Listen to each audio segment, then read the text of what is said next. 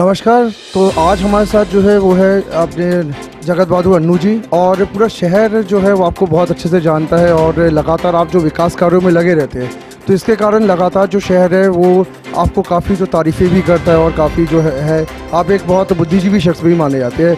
तो sir, MP विस्तार मंच जो हमने यहाँ पे जो शुरुआत की, इसका मुख्य उद्देश्य हमारा जबलपुर जो है इसके विकास की थोड़े से जो है हम लोग जो है वो बात करना चाहते हैं, और शहर के बहुत सारे बुद्धिजीवी जो है उनसे लगातार हम जो है बात करके शहर के विकास और शहर की कमियों के बारे में जानना चाहते हैं। और बहुत सारे शहरवासी भी लगातार ये सवाल भी रखते हैं कि जबलपुर का विकास आखिर क्यों नहीं हुआ, या किसी कारण से हम लोग पीछे क्यों रह जाते हैं।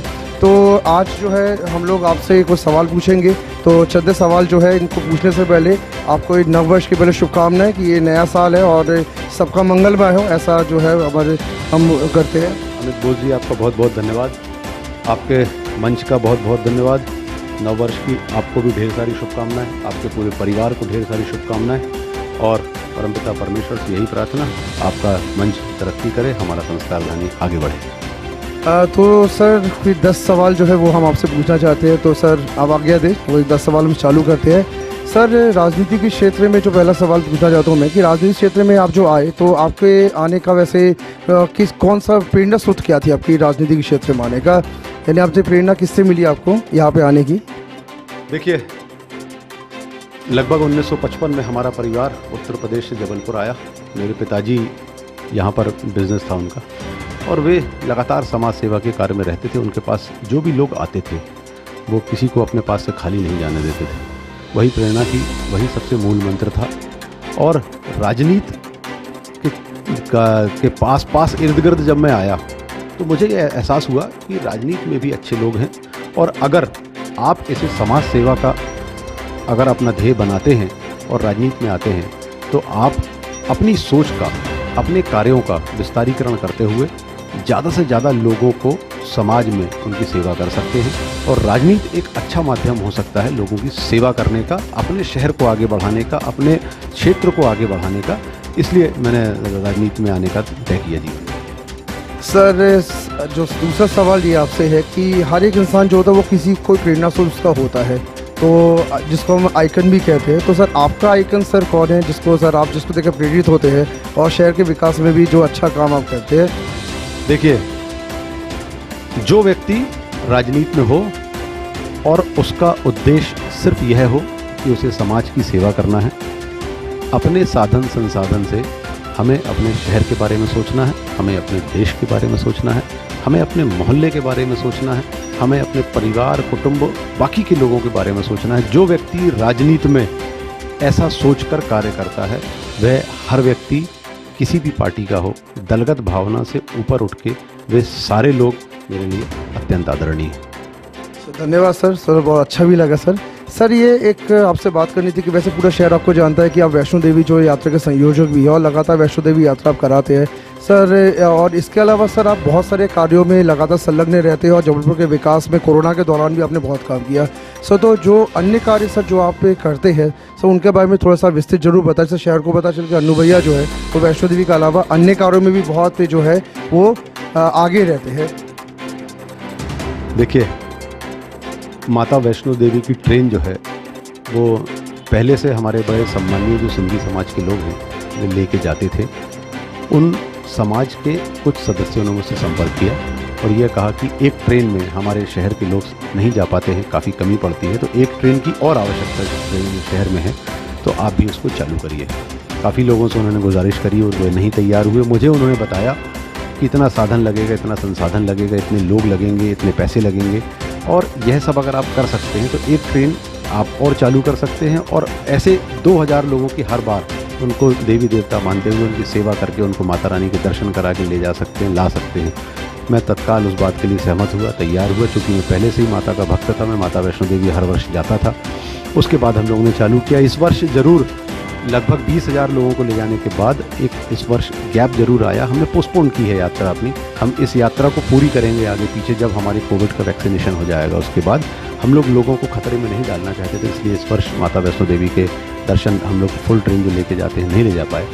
इसके अलावा जो आपने हमसे सवाल किया कि हम लोग और भी बहुत सारे काम करते हैं, कोविड में भी काम किया, तो चूँकि समाज सेवा के क्षेत्र में है, जो भी ज़रूरतमंद क्षेत्र हैं वहाँ पर हम लोग काम करने का प्रयास करते हैं। जैसे हमारे सफाई कर्मचारी हैं, हमारे आंगनवाड़ी के बच्चे, उनके परिवार हैं। उसके अलावा हम लोग जैसे हमारे क्षत्रियों की शौर्य यात्रा निकलती है, इसके अलावा कांवड़ यात्रा जो निकलती है, और भी जो हमारे शहर के जितने भी स्पेशल बच्चे हैं या वृद्धा आश्रम के लोग हैं, उनको भी साल में एक बार या 2 बार हम लोग उनको लेके आते हैं। और ऐसे 550 लोगों को एक दिन पूरा हम उनको मूवी दिखाकर और बहुत सारे तरीक़ों से उनको पूरी दुनिया दिखाने का हम लोग हमारा प्रयास होता है कि वो एक दिन सब कुछ भूल कर सिर्फ खुशी ही खुशी उनके साथ हो, ऐसा करने का भी हम प्रयास करते हैं। ऐसे बहुत सारे लगभग 10 बड़े कार्य हर वर्ष हम लोग करते हैं। 14 अगस्त को हम लोग स्वतंत्रता दिवस की पूर्व संध्या पर एक याद वतन करके ज़बरदस्त कार्यक्रम करते हैं। बड़ा आनंद आता है देशभक्ति के उस कार्यक्रम में। उसके अलावा जब बात कोविड की आई तो इस बात का एहसास था कि बहुत सारे जो हमारे गरीब लोग हैं वो परेशान होने जा रहे हैं, क्योंकि सब कुछ बंद होगा। रोज़ कमाने खाने वाले लोगों को सबसे ज़्यादा परेशानी होगी, व्यापारियों को भी परेशानी बहुत ज़्यादा हुई, बहुत ज़्यादा लोगों का नुकसान हुआ। हम लोग तत्काल ही इस बात के लिए आगे आए, चूँकि समाज सेवा हमारा धर्म है और हम बिना किसी के बुलाए खुद से होकर अगर आगे आए हैं तो हमारा ये फ़र्ज़ बनता था, हमारा दायित्व बनता था कि हम कोविड के जैसे समय में, ऐसा पैंडेमिक एक शताब्दी में एक आध बार ही आता है, और ऐसे समय में अगर हम नहीं करते तो आने वाली अपनी पुश्तों को, ईश्वर को इस बात का जवाब नहीं दे पाते कि आप लोग उस समय थे, लोग परेशानी में थे, तो आप लोगों ने क्या किया। तो हम लोगों ने उस समय हम लाखों लोगों को भोजन कराया, लोगों के घर सैनिटाइज़ किए, लोगों को मास्क वितरित किए। बसों से जो यहाँ नेपाली भाई यहाँ जो हमारे फंसे हुए थे, उनको बस करके अपने साधन संसाधन से हम लोगों ने नेपाल भी भेजा। अलग अलग स्टेट्स में जो लोग फंसे हुए थे उनको भी भेजा। ऐसे बहुत सारे कार्य उस समय हम लोगों ने कोरोना काल में किए। हम लोगों ने पूरे 70 दिन एक भी दिन घर के अंदर नहीं थे। हम लोगों ने बाहर निकल कर, चूँकि हमारा ये दायित्व बनता है, तो हमने जो कार्य बन सकता था वो कार्य भी किए। लेकिन हमसे ज़्यादा कहीं हमारे डॉक्टर्स ने, पैरामेडिकल स्टाफ ने, पुलिस कर्मचारियों ने, इसके अलावा हमारे बैंकर्स ने, ऐसे बहुत सारा समुदाय हमारे शहर का है जिन्होंने निकलकर हमारे शहर के लिए, हमारे देश के लिए सेवा की। मैं उन सभी को नमन करता हूँ और प्रणाम करता हूँ। यह जो आपने कोविड के समय लगभग 90,000 ज़रूरतमंदों को भोजन भी कराया, 500 घरों में सैनिटाइज़र भी कराया। कोविड एक आपदा है कि एक मौका हमें देता है, इसको लेकर लगातार चर्चा भी बहुत जोर है। तो आप क्या कहना चाहेंगे कि ये सर आपदा है कि एक मौका हमें देता है कि कुछ नया करने का? नहीं, देखिए, आपदा तो है, तकलीफ़ तो है, इसको अवसर नहीं मान सकते हम। ईश्वर कष्ट भी देता है, ईश्वर कष्ट को हरता भी है। हमें तो कोविड से सीखने की आवश्यकता है। विपरीत परिस्थितियां जीवन में ईश्वर ने दी थी, हमको सिखाने के लिए दी थी।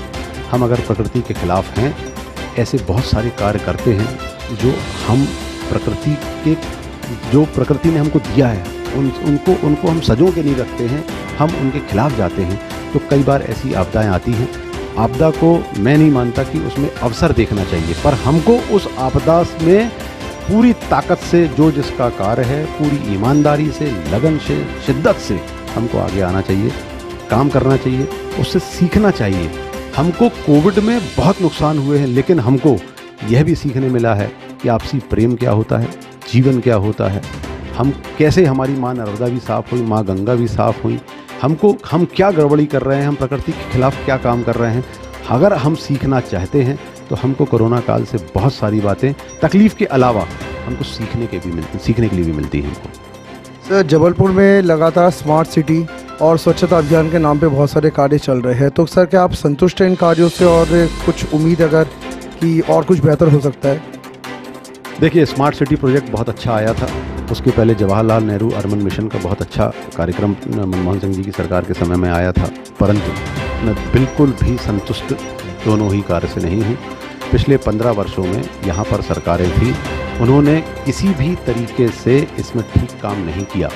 मेरा ऐसा मानना था, जिस तरीके से नई दिल्ली और पुरानी दिल्ली है, जिस तरीके से नया भोपाल पुराना भोपाल है, नवी मुंबई और पुरानी मुंबई है, इसी तरीके से पुराना जबलपुर और नए जबलपुर का निर्माण होना था। कम से कम अतिरिक्त 5,000 करोड़ रुपए पिछले 15 वर्षों में हमारे यहाँ जो सरकार थी उसको मिला, भारतीय जनता पार्टी की सरकार को, नगर सत्ता को। उस 5,000 करोड़ रुपए में से हमको 100 करोड़ भी शहर के अंदर दिखता नहीं है कि जो दिखे कि ये कार्य हुआ है। अगर ये 5,000 करोड़ रुपए हम ईमानदारी से लगाते तो हमारा एक पूरा नया शहर, जो हमारे पास जेडीए की 500 एकड़ 1000 एकड़ ज़मीन है, हमारे पास भेड़ाघाट के पास ज़मीन है, हमारे पास तिलवारा के बाद लोगों की ज़मीनें हैं या हमारी ज़मीन है या सरकार की ज़मीन है, ये सब मिलाकर हम एक नया जबलपुर का निर्माण कर सकते थे, जो भोपाल, इंदौर, नागपुर, छत्तीसगढ़ में जो हमारे रायपुर हैं और भी शहर जो हैं, रीवा, छिंदवाड़ा, इनसे बहुत ऊपर हमारा शहर पहुंचता और एक आदर्श शहर जबलपुर, नया जबलपुर मध्य प्रदेश का बनता। और हम कह सकते सबसे सीना ठोक के कि आज देखिए भोपाल, इंदौर से हमारा जबलपुर शहर आगे पहुंच गया है। परंतु इन स्कीम्स का क्रियान्वयन ढंग से नहीं होने से एक इच्छा शक्ति की कमी थी, एक सोच की कमी थी, एक विजन की कमी थी, जिसके कारण हमारा जबलपुर शहर एक नया जबलपुर शहर नहीं बस पाया और हम उसमें पीछे रह गए, जिसके कारण मैं पूर्णतः असहमत हूं जो जिस तरीके से इन पैसों का क्रियान्वयन किया गया।